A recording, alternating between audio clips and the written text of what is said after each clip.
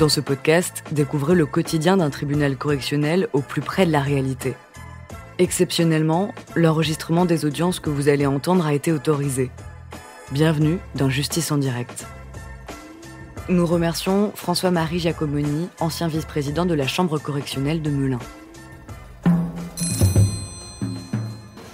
Bon, l'audience correctionnelle est ouverte. Veuillez vous asseoir. Le dossier numéro 9 du procureur. Bon, monsieur, vous êtes poursuivi devant le tribunal correctionnel par monsieur le procureur à Pont-au-Combo le 6 janvier 2010. Vous avez conduit un véhicule à moteur sans permis, puisque votre permis avait été annulé en raison du retrait de la totalité des points. Également, vous avez utilisé, lorsque vous êtes fait contrôler, le nom de Sylvain, un de vos amis, oui, qui a le permis de conduire, et donc vous vous êtes dit, comme vous savez que les policiers vérifient au fichier national des permis de conduire, vous avez donné l'identité de cet ami qui a le permis en vous disant, ils vont vérifier, ils vont me laisser repartir. Bon, là, la récidive légale est visée car vous avez déjà pris le nom d'un tiers, pouvant déterminer des poursuites pénales contre lui, donc la récidive est visée. Et enfin, le véhicule n'était pas assuré, donc vous êtes poursuivi pour un défaut d'assurance. Bon, alors, ça se passait à 12h15 le 6 janvier. Votre plaque d'immatriculation était illisible. Donc la police de la route décide de vous contrôler et vous vous arrêtez. Et puis vous déclarez spontanément l'identité de votre ami, Sylvain. Vous aviez pris le soin de connaître sa date de naissance par cœur. Et vous n'avez pas bafouillé dans ce qu'on vous l'a demandé, vous l'avez dit de manière très spontanée, assez convaincante. Et donc, dans un premier temps, les fonctionnaires de police vous ont cru. Vous circuliez sans assurance, et vous avez donc été emmené au commissariat. Comment les policiers se sont rendus compte du mensonge? Je l'aurais avoué au bout d'un an. Lorsque vous avez été placé en garde à vue pour le défaut d'assurance, c'est ça? J'étais pas en défaut d'assurance, j'étais bien assuré. Vous étiez bien assuré? L'officier de permanence. Vous leur avez avoué lorsque vous avez été amené au poste de police? Juste avant de rentrer.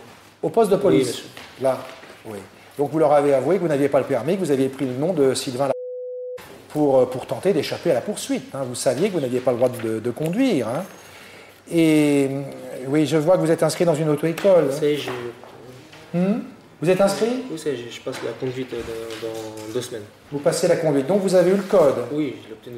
Vous avez eu le code. Bon, alors au casier judiciaire, je vois beaucoup d'infractions. En 2004, recel de vol, crime pour enfants, vol, admonestation en 2005, vol avec dégradation en 2006, escroquerie en 2006, conduite sans permis en 2006, usage de stupéfiants en 2006, recel de vol en 2007, vol en 2007, vol en réunion en 2007. Tout ça, c'était le tribunal pour enfants. Le 25 mai 2007, tribunal correctionnel, 7 mois de prison pour vol en réunion, infraction stupéfiant. 2007, vol aggravé. 2008, conduite sous imprégnité alcoolique. 2009, 4 mois d'emprisonnement pour défaut de dégradation. Et 2009, Versailles, 6 mois de prison pour vol aggravé. Vous avez un casier de multirécidiviste, vous. Qu'est-ce qui se passe? Pourquoi un casier avec de multiples infractions comme ça, monsieur? Monsieur,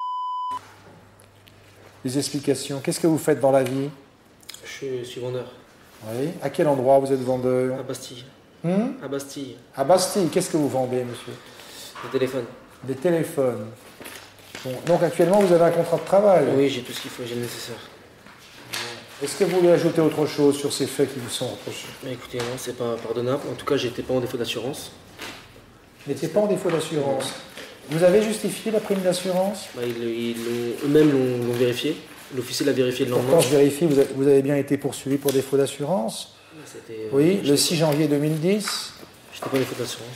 Vous l'avez ici, l'attestation d'assurance? Non, monsieur, parce que j'ai plus le véhicule, il est mobilisé depuis. C'est-à-dire, ils m'ont saisi le véhicule. Je ne vois pas l'attestation d'assurance. Vous l'avez remis aux enquêteurs? Elle n'était pas dans la voiture et ils m'ont pas demandé de la ramener le jour suivant, donc je l'ai pas ramenée. Et aujourd'hui, vous ne pouvez pas en justifier? Non, monsieur. Ah oui. Mais je suis pas assez inconscient pour rouler sans assurance. Je vais prendre votre déposition. Je vais bien voir ce que vous dites. C'est vrai que c'est très grave de rouler sans assurance. Ah oui. Alors, vous avez d'abord été entendu sous l'identité de Sylvain, l'identité qui a été usurpée. Vous reconnaissez les faits de conduite sans permis. Votre véhicule est-il assuré et êtes-vous à jour de vos cotisations? Réponse, non, le véhicule n'est pas assuré, je n'ai pas souscrit de contrat. Vous avez fait cette déclaration sur le procès-verbal, ça fait foi jusqu'à preuve contraire, monsieur? Au nom de... Ben oui, alors, au nom de monsieur Sylvain. C'était vous, monsieur Sylvain, Je pensais qu'ils allaient me relâcher. Voilà, enfin. Bah oui, mais alors... Voilà. Mais le véhicule était bien assuré à mon nom. Alors ensuite, vous êtes entendu sous votre véritable identité, Alexandre Munier. Je reconnais avoir menti tout à l'heure concernant mon identité en raison de mon passé judiciaire. Je ne suis plus titulaire du permis. Concernant l'assurance du véhicule, en fait, celui-ci est assuré auprès de la Massif. Bien sûr. Je ne connais pas le numéro de contrat. Donc, quand vous usurpez l'identité de Munier et vous mentez, vous dites, mais vous reconnaissez le défaut d'assurance en disant comme ça, je ne vais pas faire de garde à vue. Hein. C'est ça. Voilà. Vous êtes il est bien expérimenté. Hein. Il sait que plus vite il va reconnaître, plus vite il va sortir de garde à vue. Hein. Alors, vous dites, c'est pas grave, ça sera monsieur... Comment il s'appelle, monsieur Sylvain. Oui, monsieur qui va prendre, quoi. Alors, il dit, oui, le défaut d'assurance, le véhicule n'est pas assuré. Comme ça n'est jamais arrivé de... Il dit, je vais te sortir plus vite, quoi. Puis alors après, il change d'identité, il redevient monsieur... Et alors là, il commence à contester, parce qu'il se dit, oh là là, si je prends un défaut d'assurance... Il faudrait peut-être arrêter de mentir, monsieur. J'espère qu'aujourd'hui, vous avez arrêté de mentir. Bah, écoutez, maintenant... Donc voilà le problème auquel vous êtes confronté, monsieur le procureur. Sous une fausse identité, l'individu reconnaît le défaut d'assurance. Sous sa vraie identité, il dit que le véhicule est assuré. Si le véhicule était assuré, était bien assuré à mon nom en tant que deuxième conducteur. Et le permis, je venais de le perdre 2 semaines auparavant. Je l'ai perdu, c'est pas moi qui l'ai perdu mon permis.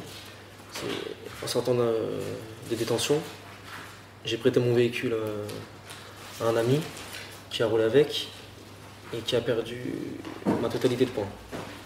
Donc je n'ai pas pu contester car j'étais pas là, j'étais incarcéré. La raison de plus, si vous êtes incarcéré, vous ne pouvez pas conduire, monsieur. Voilà. J'ai pas pu, en fait, j'ai pas contesté. Donc vous auriez contesté, monsieur. Vous êtes en détention, vous ne pouvez pas avoir commis des contraventions. Voilà, mais l'annulation était déjà mise. L'annulation de permis était déjà effectuée. Alors vous renoncez à faire valoir vos droits. Hein. Et vous préférez mentir au service de police et trouver des solutions, parfois illégales. Donc là, je suis en train de... Là, vous êtes en train de repasser votre permis. Hein. Ça y est, je l'ai... Il vous reste la pratique. Avez-vous des questions complémentaires, monsieur le procureur, à poser? On a voulu savoir quels étaient les revenus de monsieur dans le vendeur. 1000 euros. 1000 euros, donc je donne 500 euros par mois déjà à l'État. Pourquoi? Je suis en semi... Comment? Pourquoi 500 euros par mois à l'État? Parce que... selon mon casier judiciaire. 500 euros. Toutes les amendes que j'ai. Ah, pour payer les amendes, oui, c'est ça. Préjudice. Pour escroquerie en 2009. Monsieur le procureur, vos réquisitions, je vous remercie. Donc monsieur est poursuivi pour cette conduite avec l'injonction de restituer son permis par donc invalidation, par perte de tous ses points. Il a pris le nom d'un ami pour échapper à ses responsabilités. Le défaut d'assurance, il est poursuivi également pour cela. Donc, tenant compte de l'ensemble de ces faits, je requiers une peine de 60 jours amende vu les nombreuses condamnations antérieures de M. Tenant compte de la faiblesse de ses revenus, je requiers que chaque jour amende soit d'une valeur de 5 euros. Je requiers, à titre de peine complémentaire, la confiscation du véhicule. Et pour la prise du nom d'un tiers où la peine se cumule avec les peines pour des autres infractions, je requiers 3 mois d'emprisonnement puisqu'il se trouve en récidive de ce comportement. Avez-vous une dernière chose à ajouter pour votre défense? Écoutez, là je suis en train d'effectuer 22 mois de prison ferme. J'attends la réponse après-demain au tribunal de Melun pour faire un aménagement de peine. Un aménagement de peine de 22 mois qui sera, je ne sais pas, effectué parce que vu que je suis déjà récidive. Maintenant avec la nouvelle loi c'est 1 an. C'est 2 ans maintenant. 2 ans. Les peines d'emprisonnement jusqu'à 2 ans peuvent être aménagées. Vu que je suis en récidive, je ne sais pas si ça va être accepté. Vous avez été condamné. Le total, ça fait 22 mois. Bon, 22 mois. Vous verrez ça avec le juge d'application des peines. J'ai rendez-vous après. Oui. Voilà. Je vous demande s'il vous plaît. Qu'est-ce que vous demandez? Je ne peux pas me mettre une condamnation ferme s'il vous plaît. Pas une condamnation ferme en plus. Oui. Je ne recommencerai plus. Vous prenez cet engagement? À 100%. Bon, à 100%, madame le greffier. Je suis encore jeune, j'ai 21 ans. Je viens de faire 3 détentions, ça m'a assez suffi. Alors, patientez, la décision sera rendue après la suspension d'audience. Merci. C'est dans ce dossier que vous avez requis la confiscation, il me semble, monsieur le procureur. Oui, de la Fiat Punto. Approchez-vous, il n'est pas là, monsieur? Il est parti? Il est parti? Oui, il avait du travail. Parfait. Alors, coupable et ordonne confiscation du véhicule automobile Fiat Punto avec exécution provisoire. Pour la prise de nom d'un tiers, 30 jours amende à 10 euros. Pour la conduite sans permis et défaut d'assurance, également coupable, et condamné à 500 euros d'amende. Merci. L'audience correctionnelle est levée. Merci.